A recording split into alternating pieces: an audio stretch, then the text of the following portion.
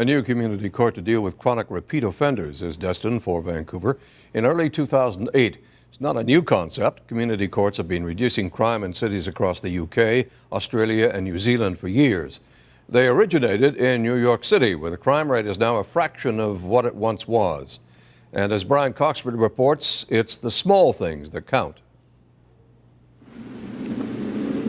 A decade ago, these streets were empty. Businesses had shut down. Residents were afraid to come out.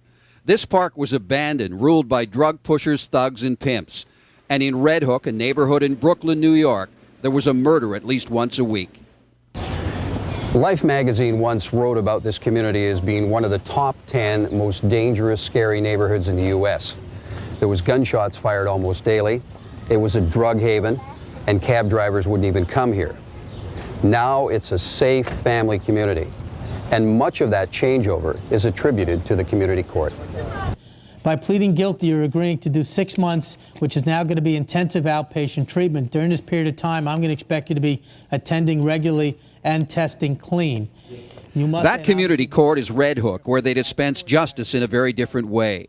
In here, chronic drug-addicted repeat offenders are given a second chance. They're offered drug treatment or jail. You fail to complete that treatment, you can go to jail for 1 year. Do you understand?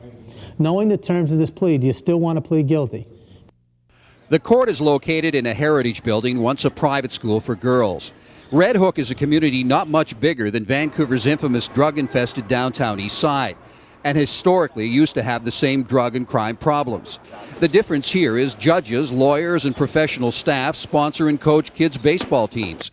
The court has a daycare, a clinic in case drug offenders or their family members need care. And there's a host of social agencies upstairs, housing, detox, health, and welfare to help the drug offender chart a new course in life. What we're doing is we're paying attention to the low-level cases. And what the New York City Police Department has shown is that you pay attention to the low-level cases, and what they call the index crime or the serious felonies come down. In New York, the police, Red Hook, and 2 other community courts have a zero-tolerance approach to crime, believing if you crack down on the little things, drug use, public intoxication, jaywalking, and urinating in public, the big crimes will go away.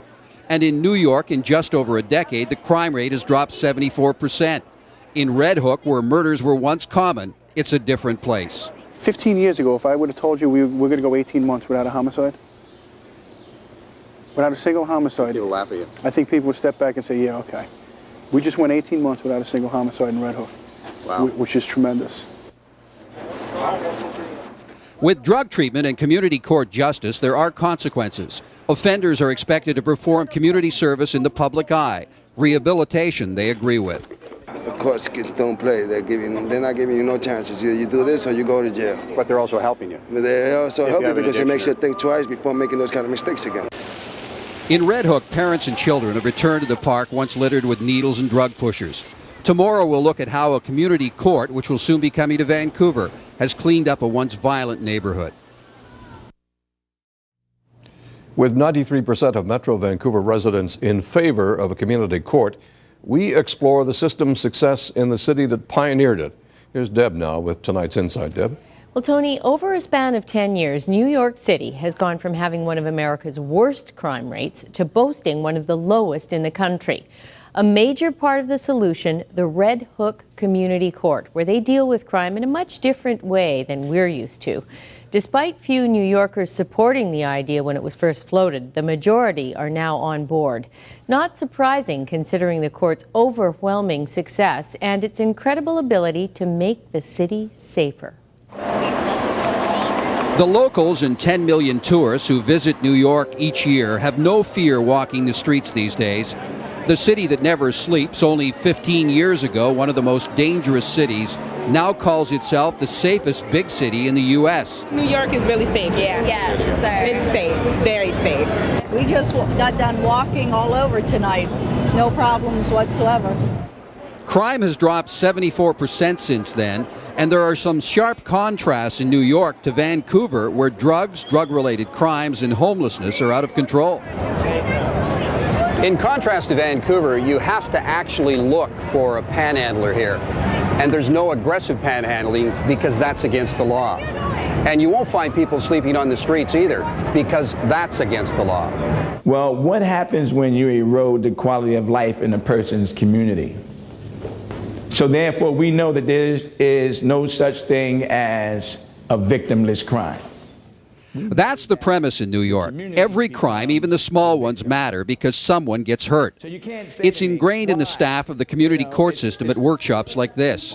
Fix the small ones and the big crimes go away. In New York's community court, like Red Hook, the mandate is to break the cycle of crime that comes with addiction, offering treatment to chronic drug offenders instead of jail. And it's the law to offer homeless residents a place to stay. The city has to provide it. What happens is we pay attention to our cases. So for people who want their courts tough on crime, you have a court that's not shuffling through the system with the recycling that comes out. You have a court that's paying attention to these cases and taking them seriously. And there are successful results. At Red Hook, those drug offenders getting treatment are also required to do work in the neighborhood. They performed 70,000 hours of community service in 2006, saved taxpayers hundreds of thousands of dollars in labor costs. And only 6% of the defendants of the nearly 4,000 criminal cases before the court were jailed. More savings to the taxpayers. 93% of all those defendants say they were treated fairly by the community court. Well, we definitely have results. The majority of those 120 people at any given time are doing well. And believe me, if they're not doing well, they're back in front of me very, very frequently until they are doing well. Everything's changed. People are much more friendlier now. Way better place to live. Absolutely. Now it's beautiful. It's changed.